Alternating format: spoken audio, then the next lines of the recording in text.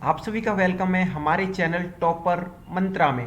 आज हम देखने वाले हैं आपकी क्लास 12th की विषय हिंदी अनिवार्य की। अध्याय है कुंवर नारायण, जिसके राइटर हैं।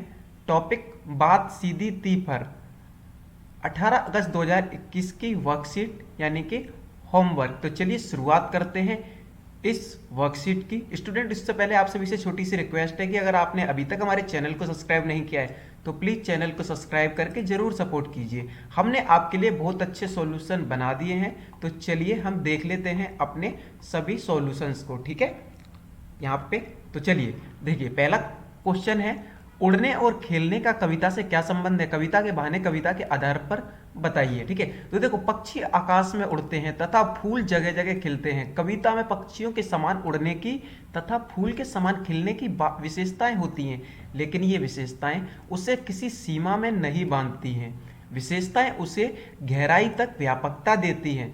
पक्षी एक समय तक ही उड़ सकते हैं, एक ऊंचाई तक। ठीक है, तथा फूल खिलकर समाप्त हो जाते हैं।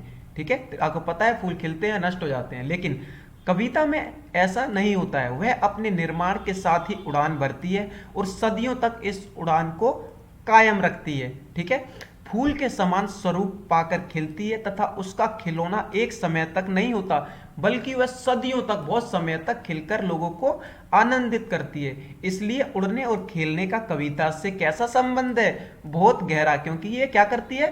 प्रभावित।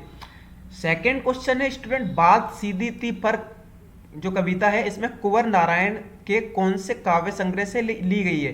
ठीक है, तो बात सीधी ती पर कुंवर नारायण के कोई दूसरा नहीं काव्य संग्रह से ली गई है। ठीक है, तो चलिए नेक्स्ट क्वेश्चन देखते हैं।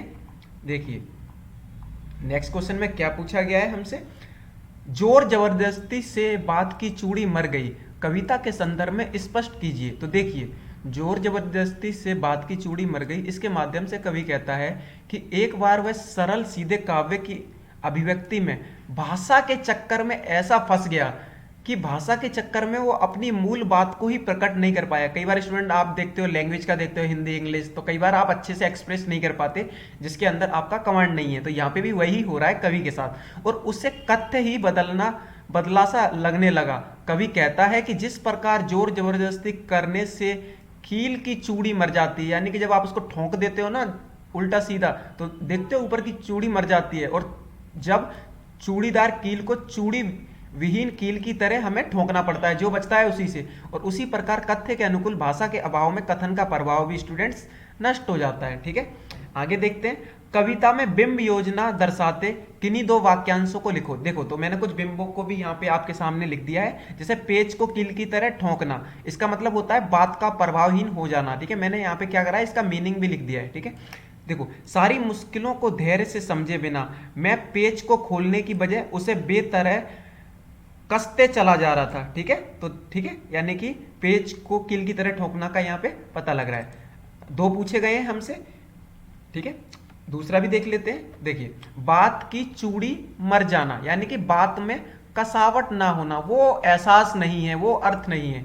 आखिरकार वही हुआ जिसका मुझे डर था, जोर जबरदस्ती से बात की चूड़ी मर गई। ठीक है, आ गया ना यहाँ पे, और वह भाषा में बेकार घूमने लगी। ठीक है, लास्ट है स्टूडेंट्स, बात ने एक शरारती बच्चे की तरह मुझे खेल रही थी, मुझे पसीना पोंछते देखकर पूछा मैं कौन सा अलंकार है। तो देखो, मुझे पसीना पोंछते देखकर पूछा मैं, अनुप्रास जो अलंकार है वो है। ठीक है, तो इस तरीके से स्टूडेंट जो हमारी आज की ये वर्कशीट है वो यहीं फिनिश होती है। आई होप आपको ये पसंद आई होगी।